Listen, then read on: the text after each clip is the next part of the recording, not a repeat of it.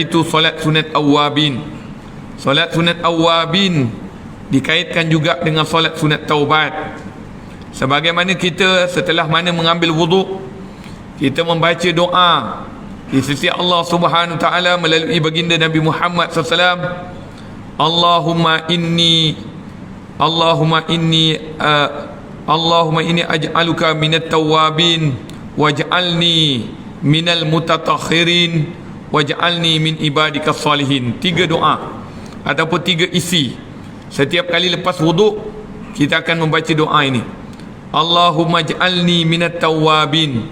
Ya Allah, jadikan aku di antara orang-orang yang suka bertaubat kepada Allah Subhanahu Wa Taala. Allahumma ij'alni minat tawabin waj'alni min ibadikas salihin.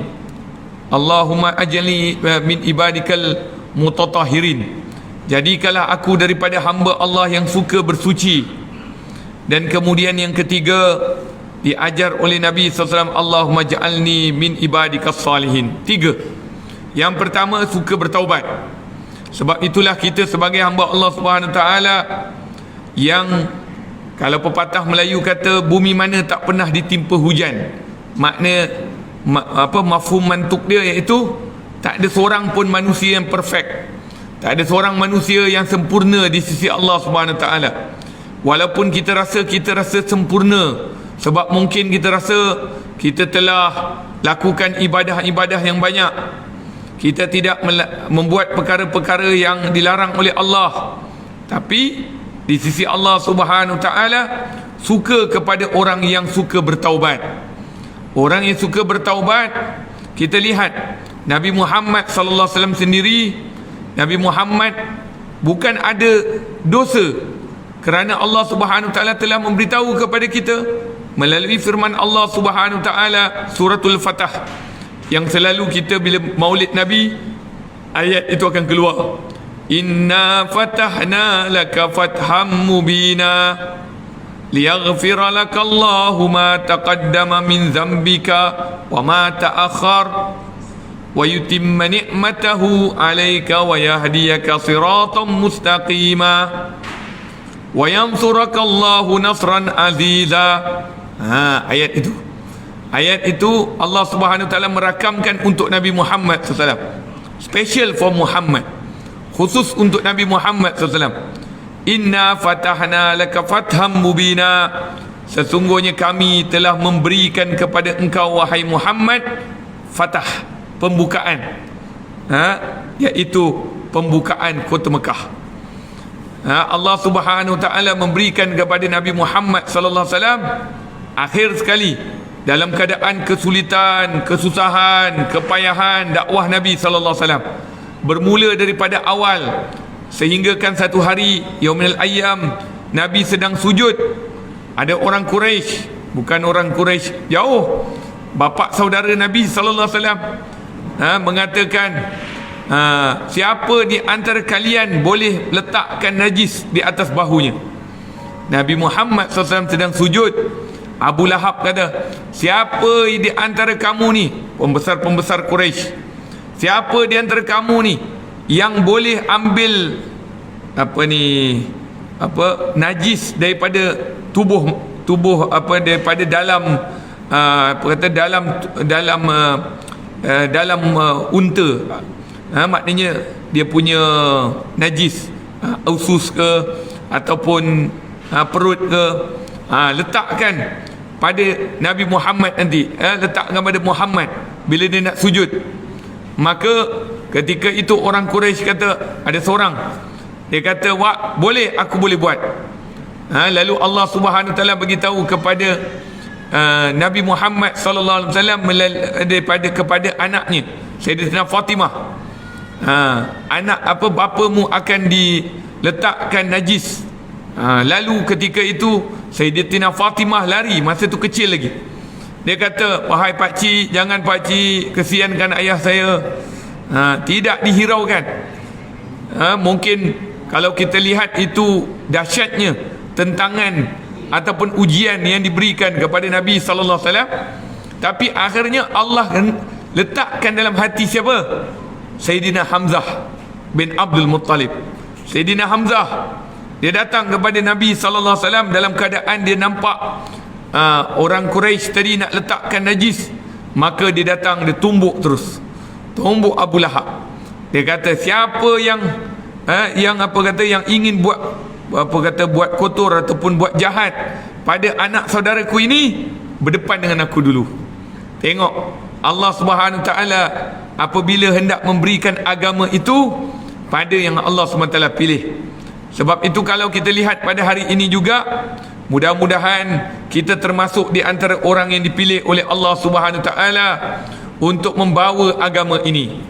Walaupun mungkin ada orang kata saya mesti belajar agama, belum tentu. Ini siapa yang pandai dalam kemahiran dalam ini, dia boleh tolong orang yang berdakwah. Siapa yang mahir membawa siapa yang boleh memandu kereta, dia kadang-kadang tolong ulama bawa pergi dakwah. Tidak, dakwah ini tidak tertakluk pada penceramah saja. Sebab itu kalau kita lihat Jamaatul Tabligh, dia kata dalam dakwah itu tadi bukan hanya penyampai tadi, orang yang bersama dengan dia. Dalam bahasa Urdu dipanggil rahaba. Rahaba ni mana penunjuk. Kalau dalam bahasa Arab kita kata ansar, orang yang membantu, orang yang membantu. Sebab itu kita tengok Rasulullah SAW dalam dakwah Nabi SAW, pada awalnya bukan kita terlemah, tapi dikutuk, dicaci, dihina, dikeji, dipulaukan. Maka Rasulullah SAW dipilih oleh Allah Subhanahu Taala untuk berhijrah ke bumi Yathrib dalam peristiwa Al-Isra' wal-Mi'raj. Ingat, ketika mana Nabi SAW hendak pergi asbab untuk hijrah, kita tahu dalam peristiwa Isra' wal-Mi'raj Nabi disuruh solat. Lalu Rasulullah kata, di mana aku solat? Hadhihi ardul hijrah, ini adalah bumi hijrahmu. Nabi Muhammad dengar, maknanya Nabi dah tahu satu hari nanti Nabi akan pergi hijrah. Tapi mana sebabnya? Adakah Nabi SAW terus, aku nak kena hijrah pergi sendiri? Tak. Kat sini nak menunjukkan bahawasanya dalam hidup kita mesti ada asbab. Mesti iqamatul asbab. Hidup dan sebab. Sebab tu maka akan lahirlah natijah. Macam kita hari ni dalam keadaan kesulitan kerana Covid ataupun kerana penyakit wabak ini, maka datanglah sebabnya. Apa sebabnya? Tapi Nabi Muhammad sallallahu alaihi wasallam mengajar kepada kita sebab, tetapi kita bukan beriman kepada sebab. Kita beriman kepada musabbibul asbab, iaitu yang memberikan sebab, Allah Subhanahu Taala. Sebab tu Nabi Muhammad sallallahu alaihi wasallam walaupun tahu hijrah Rasulullah sallallahu alaihi wasallam nanti akan berlaku, tapi Nabi tetap ikut jalan macam biasa. Sehinggalah datang orang daripada bumi Madinah, bumi Al-Ansar, maknanya bumi asalnya Yathrib, datang kepada Nabi sallallahu alaihi wasallam. Mula-mula 14 orang, kemudian 27. Maka masa itulah dijemput Nabi Muhammad SAW datang ke bumi Yathrib. Kat sini kita lihat bagaimana benda yang Allah tunjukkan kepada Nabi SAW, iaitu hijrah Nabi. Tapi Nabi tak terus kata aku mesti pergi hijrah. Tidak. Sampailah perintah Allah Subhanahu Taala kepada Nabi SAW, baru Nabi SAW berhijrah. Kat sini kita nak menunjukkan bahawasanya macam kita juga, apa yang kita buat baru-baru ini, iaitu kita beribadah di sisi Allah Subhanahu Taala di dalam bulan Ramadan yang telah berlalu. Kita adalah hamba Allah Subhanahu Taala yang Allah pilih untuk kita dapat melakukan ibadah kepada Allah Subhanahu Taala. Ada orang dia minta dengan Allah Subhanahu Taala nak bertemu Ramadan, tapi belum tentu dia bertemu Ramadan. Dia telah dijemput oleh Allah lebih awal lagi, sebelum Ramadan. Ada orang sudah Ramadan, dia ingat nak raya, tak dapat raya. Ada orang dia ingat sudah, maknanya mungkin lepas ni ada Ramadan tahun depan, boleh dapat, tak dapat. Saya ada Allah selamat,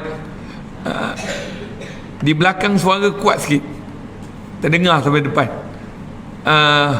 Jadi ketika mana Rasulullah sallallahu alaihi wasallam mengajar kepada sahabat Nabi Muhammad sallallahu alaihi wasallam tentang makna apabila kita melakukan ibadah kepada Allah Subhanahu taala dengan penuh penuh khusyuk, penuh ikhlas, penuh menjalankan dengan tata tertibnya, maka Nabi Muhammad SAW mengatakan, man shoma ramadana imanan wahtisaban ghufira lahu ma taqaddama min zambika wa ma ta'akhkhar. Tengok Nabi Muhammad SAW tadi, Allah kata, inna fatahna laka fatham mubina liyaghfira lakallahu ma taqaddama min zambika wa ma ta'akhkhar.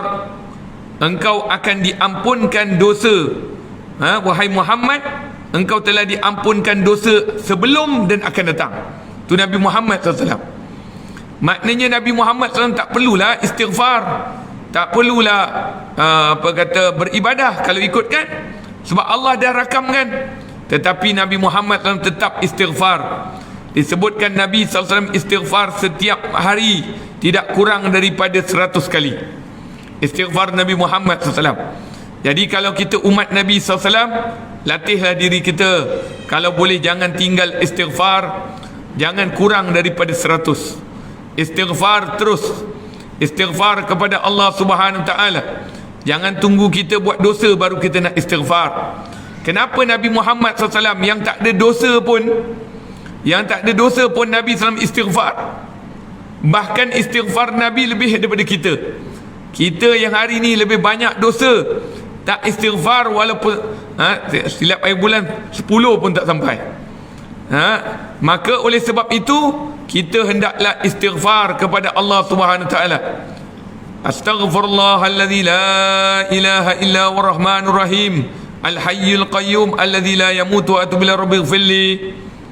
Semalam saya ada kongsi satu status dalam Facebook saya. Saya kata kalau boleh pihak masjid, kalau boleh hidupkanlah majlis zikir. Majlis zikir hidupkan walau sebulan sekali. Hidupkan majlis zikir. Ada banyak zikir-zikir. Kalau nak ambil zikir daripada bumi Mesir, zikir namanya Al-Maksurat. Kalau nak ambil zikir daripada negara India, namanya Allahumma selamat, namanya Al-Manzil. Kalau nak ambil zikir daripada bumi Yaman, khususnya Hadramaut, banyak. Ratibul Haddad, Wirdul Latif, Ratibul Attas. Ini semua bagus untuk kita. Kenapa saya kata bagus untuk kita? Sebab kalau kita lihat, kita ukur, kita nilai, kita tilik, kita dengar pengajian ilmu, kita akan dengar pengajian ilmu. Kalau tengok Masjid Surau, banyak dia punya jadual. Jadual yang ustaz tu bila sampai dia mengajar, contohnya bab istighfar. Betul? Bab istighfar. Istighfar ni apa pahala dia? Takwa apa dia kalau pahalanya ni? Tapi kalau kita ambil daripada istighfar itu, kita baca istighfar sama, apa maknanya dengan pengajian ilmu tadi? Makna pengajian ilmu baca istighfar, tapi belum tentu kita istighfar. Sebab tu saya teringat guru saya yang insya-Allah kalau diizinkan Allah SWT, bulan ini, hujung bulan ini sampailah Habib Omar ke Malaysia, insya-Allah. Sampai ke Malaysia. Beliau, kalau saya tiru wataknya ataupun pengajiannya, beliau kalau istighfar nanti dia ajak astaghfirullahalladzi la ilaha illa huwar rahmanur rahim al-hayyul qayyum alladzi la yamutu wa atubu ila rabbighfirli. Itu banyakkan istighfar kepada Allah Subhanahu taala. Betul tak? Kita kalau masuk bab istighfar, kita kata jom banyakkan istighfar. Tapi bila kita nak istighfar, sebab itu ada sebahagian ulama dia himpunkan, dipanggil zikir. Zikir yang ada di dalamnya ada istighfar, ada baca Al-Quran, ada selawat, ada tahlil, semua digabungkan. Itulah dia Al-Maksurat, Al-Manzil, Wirdul Latif. Ini semua bagus untuk kita. Saya syorkan sebagaimana Rasulullah sallallahu alaihi wasallam bersabda dalam hadisnya, man shoma Ramadan summa taba'a Sittan min Syawal. Sesiapa yang berpuasa di bulan Ramadan, maknanya puasa di bulan Ramadan tu tak apalah, tak kiralah 29 ke 30. Ada orang dah raya hari Jumaat tu, kita lambat lagi, kita hari Sabtu. Tapi bukan itu ukurannya. Ukurannya apabila kita berada di dalam sebuah negara, kita follow, kita ikut apa yang telah diletakkan dalam jumhur.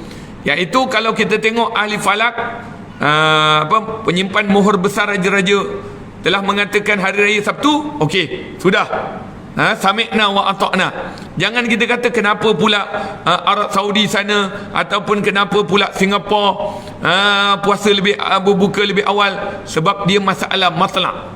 Matlak tu maknanya tempat lihat anak bulan. Setiap negara dia ada anak bulan dia sendiri, maknanya tempat tengok anak bulan. Malaysia, kita tengok anak bulan 29 tempat. Walaupun di Singapura tengok, tapi itu negara dia. Kalau negara dia telah meletakkan bahawasanya mengikut perhisaban, ikut perhisaban. Tapi di Malaysia dia ada dua. Dia tak letak perhisaban saja, dia letak ru'yatul hilal. Dia gabung dua sekali. Dia tak boleh pakai hisab saja. Ini negara Malaysia. Ini telah dipanggil perlembagaan agama. Maksudnya kalau Nabi SAW ada piagam Madinah, maknanya kita mengikut penyimpan mohor besar raja-raja yang akan akan meletakkan, mengatakan raya pada hari Sabtu. Sudah, cukup. Kemudian kata Nabi Muhammad SAW, barang siapa yang berpuasa 30 kemudian ikuti, ataupun 29, ikuti 6 hari di bulan Syawal, dah sempurna dah Syawal. Kalau belum sempurna tak apa, ada lagi Syawal. Ini nak puasa 6, asyik ada je open house. Tak habis-habis lagi. Saya pun kalau di Hadramaut, ni suasana belajar di Hadramaut. Saya belajar di Hadramaut, kalau suasana Hadramaut sendiri, bukan belajar ni, ini suasana penduduk di sana. Lepas hari raya 1 Syawal tu, 2 Syawal semua penduduk puasa terus. Maknanya satu tarim puasa semuanya.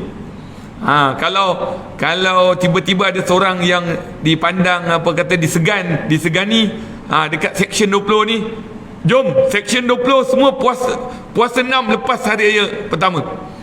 Jadi puasa semua. Di Hadramaut semua puasa. Bukan Hadramaut pun besar, tarim. Itu tempat pengajian ilmu ulama al-sunnah wal jamaah daripada keturunan Husaini. Banyak di sana. Banyak di sana. Jadi di sana pengajian ilmu, dan penduduk di sana ikut apa yang ulama cakap.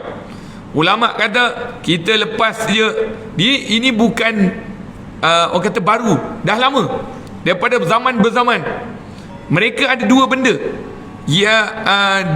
dua atau tiga benda yang penduduk di Tarim tu, tempat saya belajar tu, 3 benda ni memang sudah menjadi adat kepada tempat tersebut. Iaitu yang pertama, puasa 6. Puasa 6, semua puasa 6. Maknanya tak ada satu kedai pun buka. Kedai makan nak buka, hormat. Semua nak puasa 6 terus. Lepas tu nanti mereka akan raya. Lepas puasa 6 mereka akan raya. Raya maknanya datang rumah ulama. Tak ada satu ulama pun, melainkan mereka datang rumah ulama tu. Ulama tu akan jamu. Tapi kalau kita fikir, ini kalau satu section 20 datang rumah ustaz, mau apa ustaz nak hidangkan? Di Hadramaut lain. Dia cukup dengan karipap, dengan air kopi, cukup. Kita kan, alamak, ini kedekut taik masin, ada ke karipap je.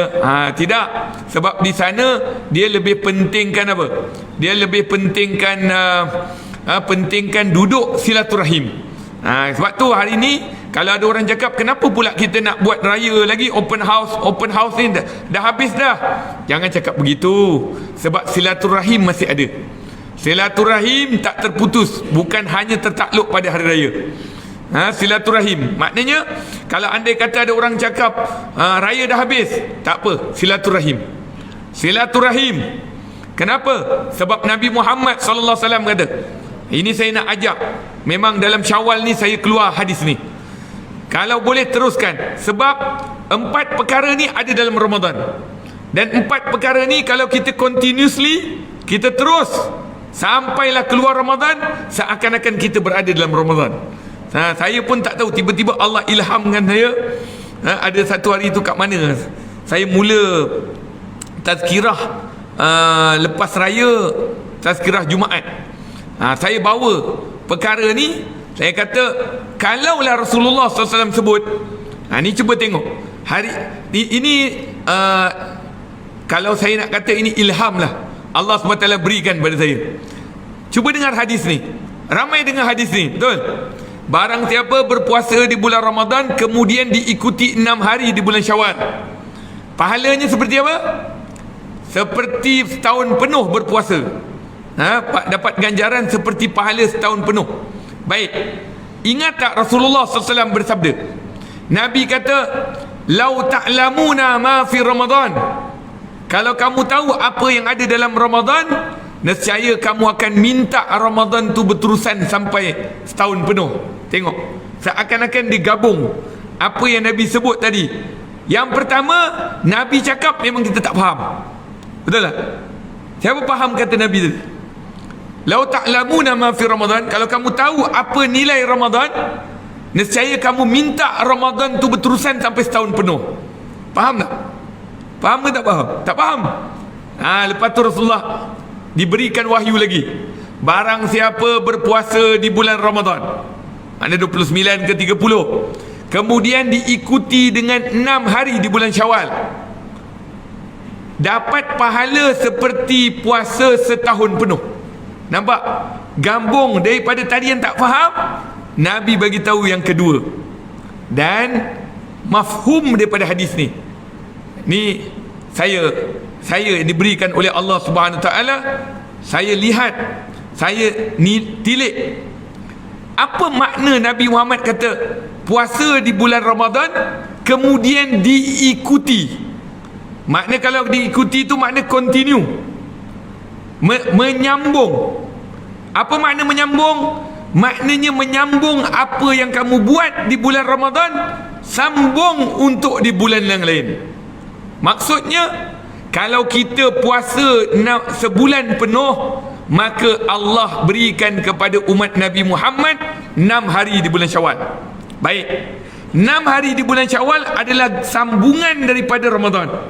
Tapi kemudian Nabi Muhammad ajar kepada kita, sesiapa yang berpuasa pada hari Isnin dan hari Khamis, itu sambungan daripada apa yang kita buat fardu tadi. Fardu puasa tadi, kemudian disambung dengan sunat 6 hari di bulan Syawal, kemudian dalam 6 hari itu disambung pula dengan setiap Isnin dan Khamis. Itulah yang dilakukan oleh Nabi Muhammad sallallahu alaihi wasallam. Maknanya, cuba kita latih diri kita.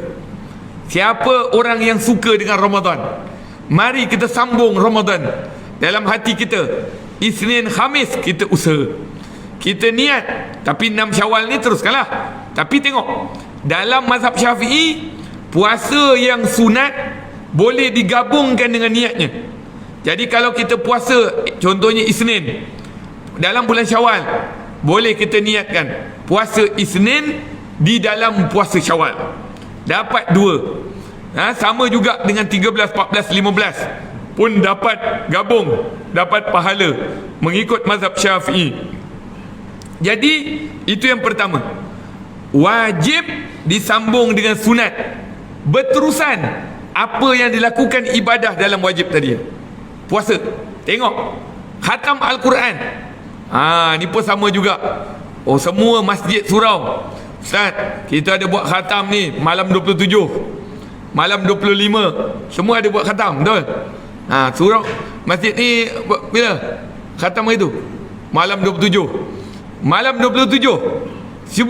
Cuba kita ingat balik, macam mana tertib khatam Al-Quran. Tertib khatam Al-Quran macam mana? Lepas dia kita baca Qul huwallahu ahad, kita baca Qul a'udzu bil falaq, Qul a'udzu bin nas. Setiap kali di antara surah-surah lazim tadi, kita selang-seli dengan tahlil, la ilaha illallah wallahu akbar.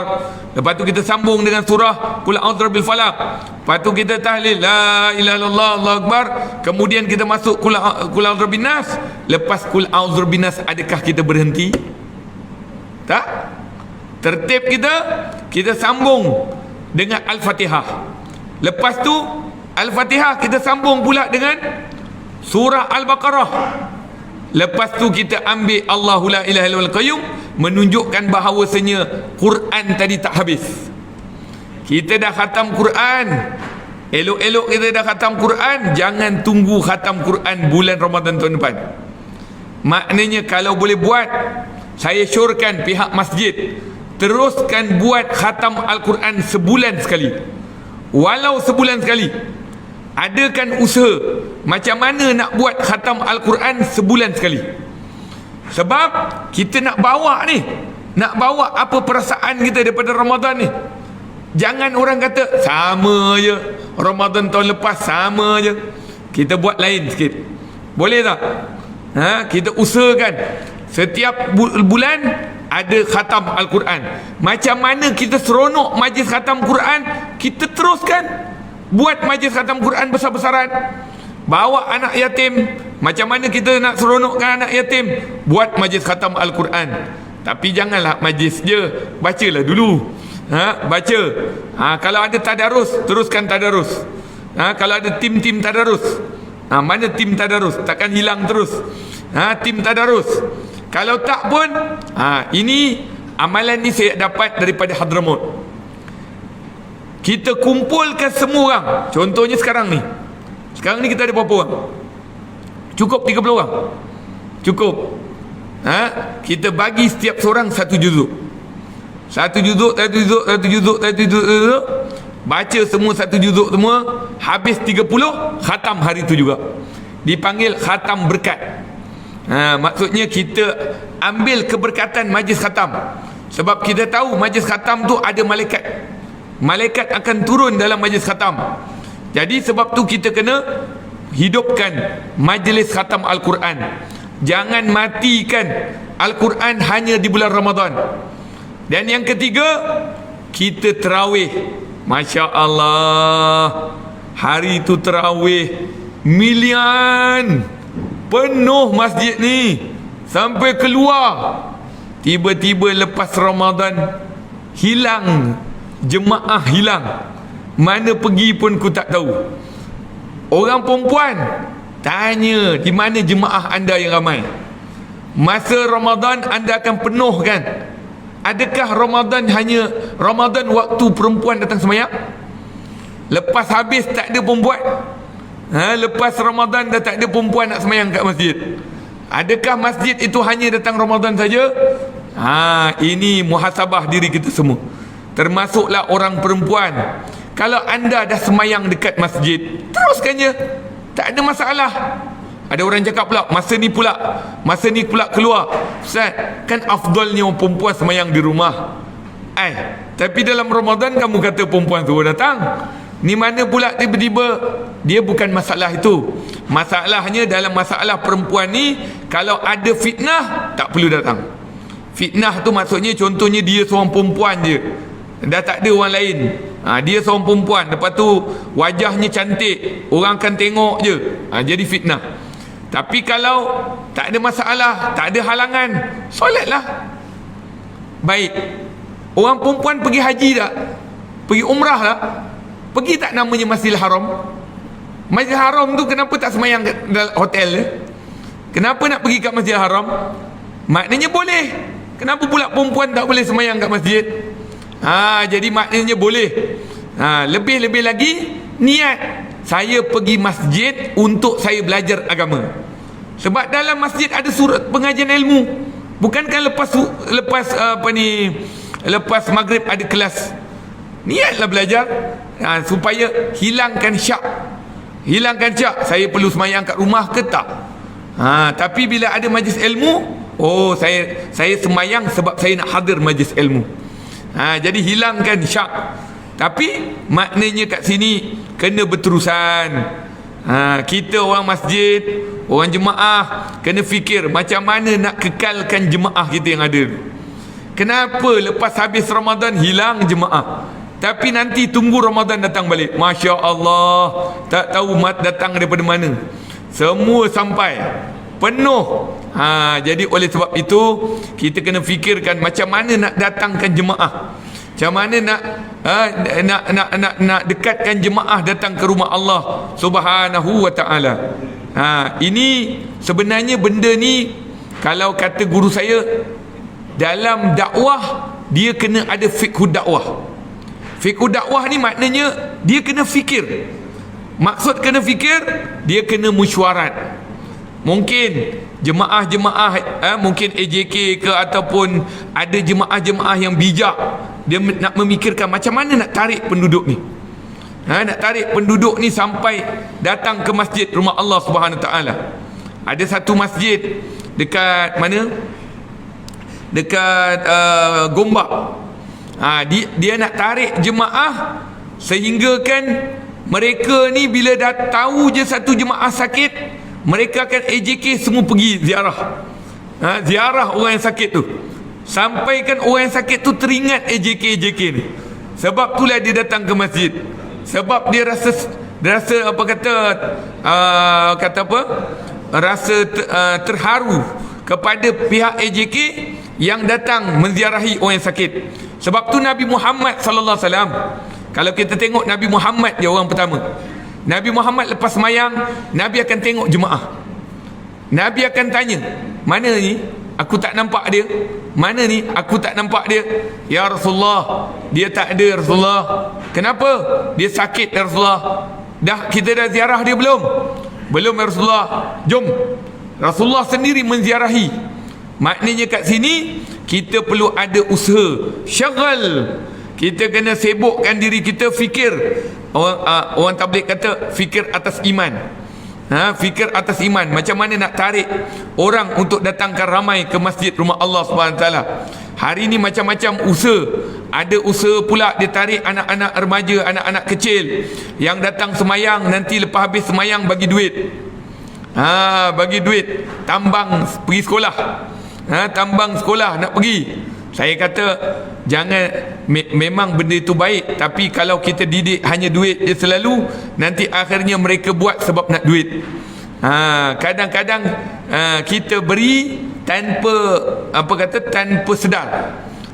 Mungkin hari ni pihak masjid nak bagi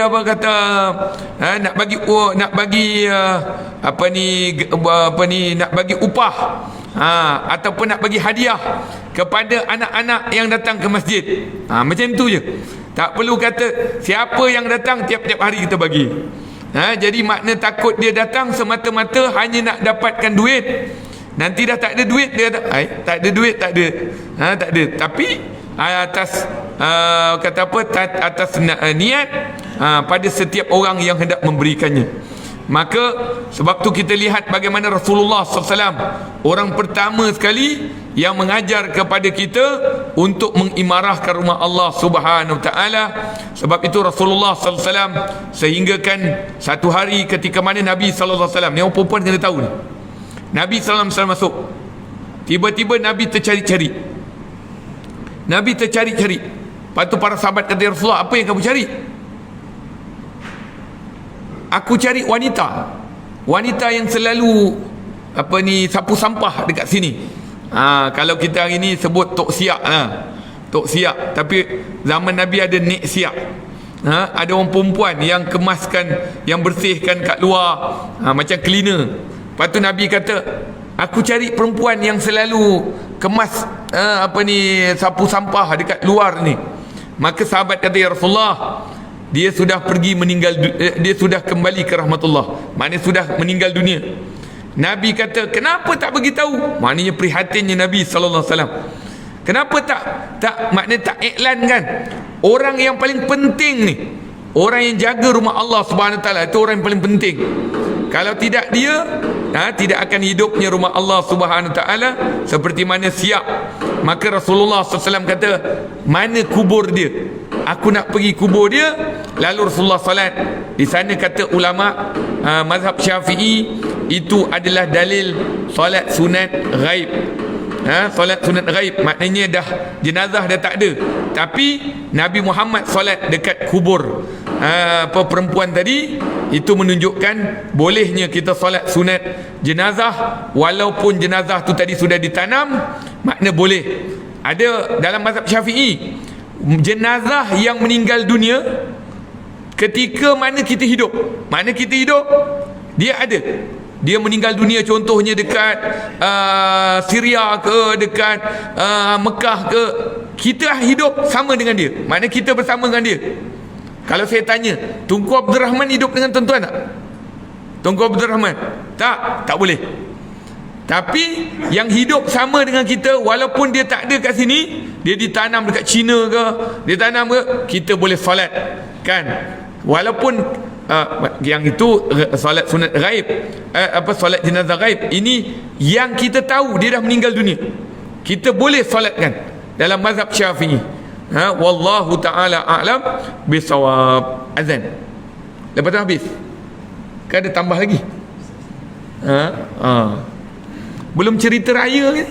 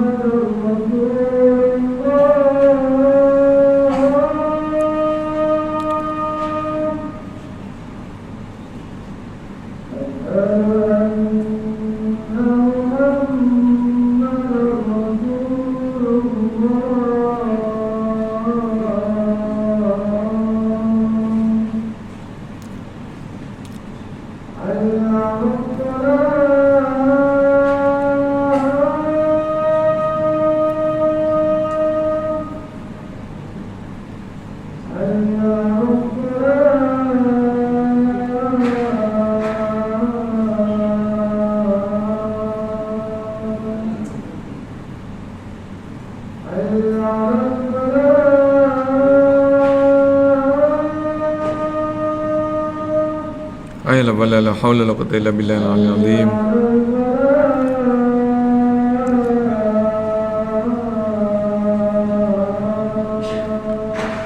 ولا لا حول ولا قوة إلا بالله العلي العظيم.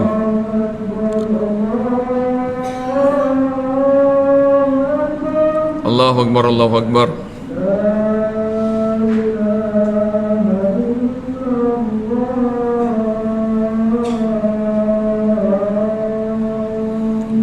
لا إله إلا الله محمد رسول الله صلى الله عليه وآله وسلم تسليما. اللهم رب هذه الدعوة التامة والصلاة القائمة آت سيدنا محمد الوسيلة والفضيلة وشرف والدرجة العالية الرفيعة وبعث المقام المحمود الذي وعدته إنك لا تخلف الميعاد. رب اغفر لي ولوالدي، رب اغفر لي ولوالدي، رب اغفر لي ولوالدي، رب اغفر لي ولوالدي، رب اغفر لي ولوالدي وارحمهما كما ربياني صغيرا. اللهم إنا نسألك العفو والعافية والمعافاة دائما في الدين والدنيا والآخرة. صلى الله عليه وسلم. Alhamdulillah Rabbil Alamin. Sebelum saya menangguhkan majlis ilmu pada malam ini, ada 4 perkara. Kalau kita lihat 4 perkara ini ada dalam Ramadan, dan 4 perkara ini boleh diteruskan sampai bila-bila. 4 perkara. Pertama, kata Nabi Muhammad sallallahu alaihi wasallam, lakukanlah 4 perkara ini. kamu semua akan pasti akan masuk dalam syurga dengan selamat, ataupun kamu akan masuk dalam syurga yang namanya syurga itu assalam. Semuanya hujung dia hujung dia mim, hujung dia mim. 4 perkara, semua 4 perkara ni hujung dia mim dalam bahasa Arab. Pertama, kata Nabi SAW, ifshus salam, ifshus salam, sebarkan salam. Ini kerajaan sekarang dia kata dia nak sampaikan rahmah-rahmah. Itu tanda rahmah tu konteks salam. Konteks salam. Bukan maknanya saya nak kata hanya kerajaan yang betul. Tak. Maksud kat sini rahmah itu adalah salam.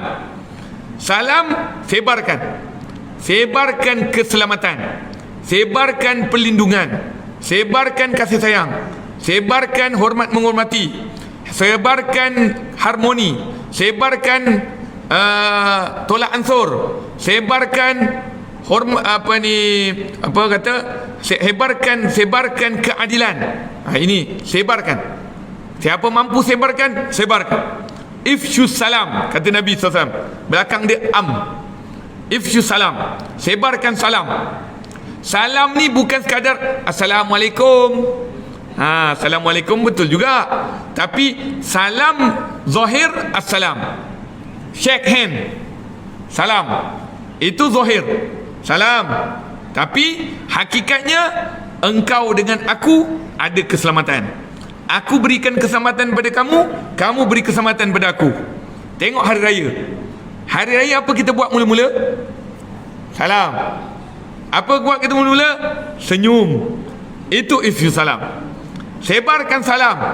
Nabi Muhammad SAW suruh sebarkan salam kepada orang yang kamu kenal dan kamu tak kenal, khususnya orang Islam. Kita orang Islam kalau nak berjaya, sebarkan salam. Itu yang pertama. Kedua, it'amut ta'am, bagi orang makan. Betul tak kita ada berbuka, iftar.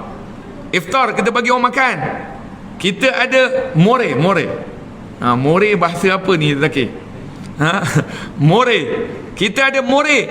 Teruskan. Letak. Ada satu masa bila kita nak buat more kita. More dalam bulan lain, bulan Ramadan. Maknanya bila kita nak buat.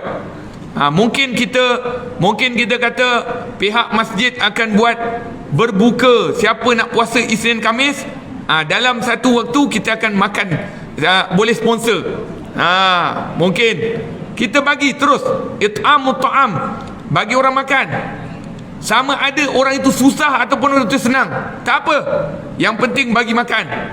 Kalau kita mampu bagi makan, tengok dalam Islam, Allahu Akbar, cantik Islam. Tengok hari puasa kita bagi makan, hari raya kita bagi makan, nanti hari raya korban kita bagi makan. Semua bagi makan, terus bagi makan. Bagi makan, seronokkan orang susah. Bagi makan. 2. 3. Apa 3? Silatul arham. Esok open house. Siapa punya rumah open house, buat open house. Siapa mampu buat open house, buat. Jangan biarkan orang yang cakap raya dah tak ada dah. Teruskan open house, tarik rahmat Allah SWT. Siapa nak umur panjang, angkat tangan. Siapa nak umur panjang, cari kenalan baru. Kenal berkenalan. Kita kenal panjang umur. Ini kaedah dalam Islam. Siapa nak panjang umur, kenal. Kenal orang lain. Orang kata buat perkenalan baru. Kan? Ini TikTok ada, Facebook ada. Kejap-kejap dah 8K dah. Ini cari, tapi tak kenal juga. Nama je banyak. Siapa ni? Ni kenal. Kita kenal. Siapa? Kenal. 3 ni hubungan sesama manusia. Yang keempat, kata ulama, yang keempat ni sebenarnya menghubungkan yang 3. Sebab yang keempat ni hubung hati kita pada dia, iaitu ketika mana manusia nyenyak tidur, kita bangun malam. Betul tak dalam Ramadan ada qiyamul lail? Betul tak kita sibuk kejar 10 malam terakhir? Betul? Kita nak kejar Qiyamul Lail, apa, Lailatul Qadar. Teruskan Lailatul Qadar di setiap bulan yang selepas-lepasnya. Bukanlah ada Lailatul Qadar lagi, tapi ambil makna Lailatul Qadar, iaitu bangun malam. InsyaAllah, mudah-mudahan siapa yang buat 4 perkara ni, bukan saya cakap, Rasulullah cakap, dia jamin masuk syurga. Dia jamin masuk syurga, namanya syurga salam.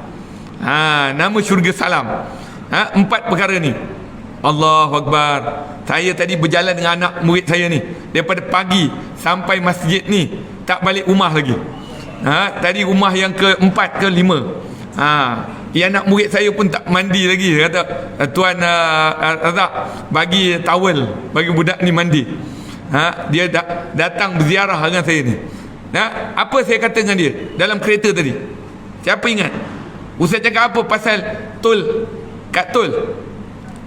Saya dengan kereta dia tol, punyalah jalan semua panjang kan. Apa ni, bayar apa, touch and go, panjang. Tiba-tiba sebelah sana ada Rafid. Ada Rafid, ada apa? Ada Smart Tag. Saya pakai Smart Tag. Saya kata, tengok, kita jadi VVIP. Smart Tag lepas. Itu tadi touch and go punya panjang.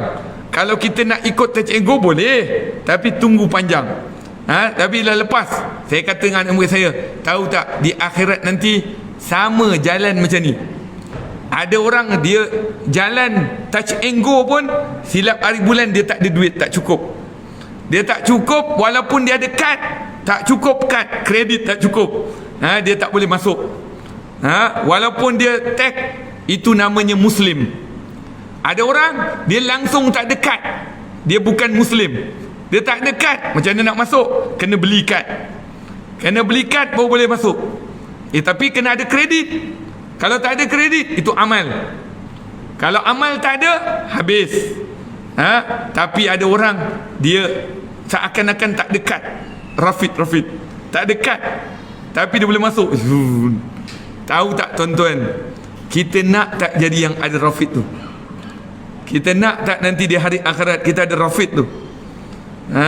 Silap hari bulan, orang tu tak ada kad, tak ada ini Rafid, tapi tiba-tiba angkat. Sebab apa? Sebab dia ada jawatan, dia ada kuasa, dia boleh lepas dia. Entah-entah dalam tu tak ada kad pun.